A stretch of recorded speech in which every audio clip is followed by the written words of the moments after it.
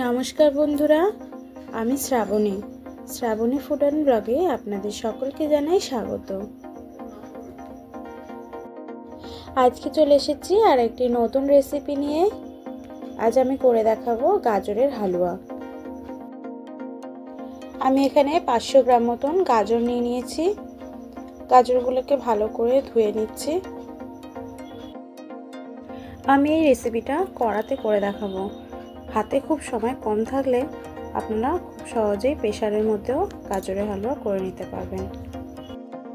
আমি প্রথমে গাজরের ছালগুলো ছাড়িয়ে নিচ্ছি।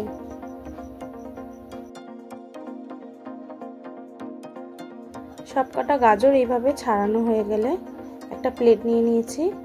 এরকম একটা গ্রেটারের সাহায্যে আমি এবার গাজরগুলোকে গ্রেট করে নেব। তার আগে আমি একটা পাত্রে দুধটা ফুটিয়ে নেব। গাজরের হালুয়া বানানোর জন্য একটু দুধটা ঘন হলে ভালো হয়।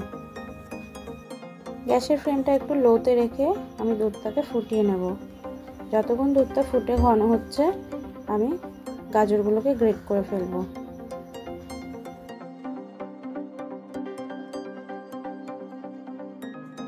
সবকটা গাজর গ্রেট করা হয়ে গেছে।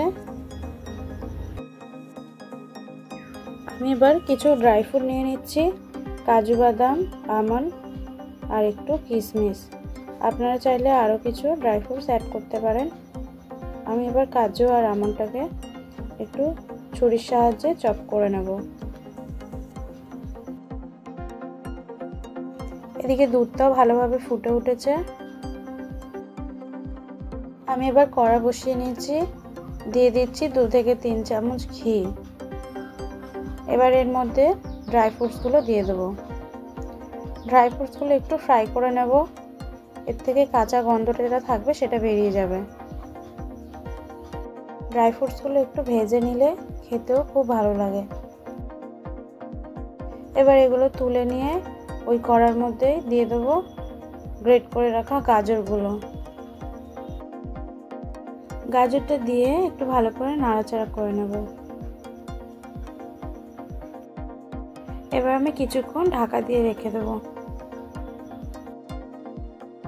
2 মিনিট পর আমি ঢাকা খুলে নিচ্ছি। গাজরটা অনেকটা নরম হয়ে গেছে। এই পর্যায়ে আমি ফুটিয়ে রাখা দুধটা এর মধ্যে দিয়ে দেবো। সব দুধ দেবো না, যতটুকু দরকার আমি সেই আন্দাজে দুধ দিয়ে দেবো।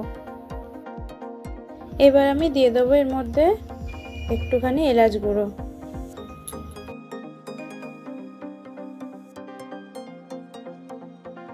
3 থেকে 4 মিনিট এইভাবে রান্না করার পর আমি এখানে দিয়ে দিচ্ছি 1 বাটি চিনি।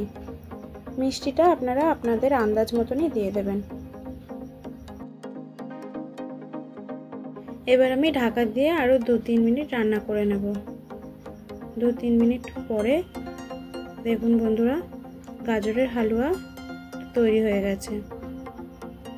আমি এই পর্যায়ে নামিয়ে ফেলবো। উপর থেকে আমি ড্রাই ফ্রুটসগুলো ভেজে রেখেছিলাম সেগুলো এবার দিয়ে দেবো।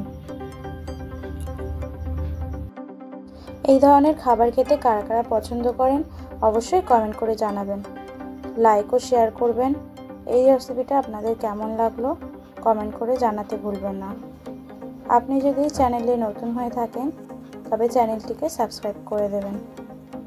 আরও নতুন নতুন রেসিপি দেখতে পাশে থাকা বেল আইকনটি ক্লিক করে দেবেন। দেখা হচ্ছে নেক্সট ভিডিওতে।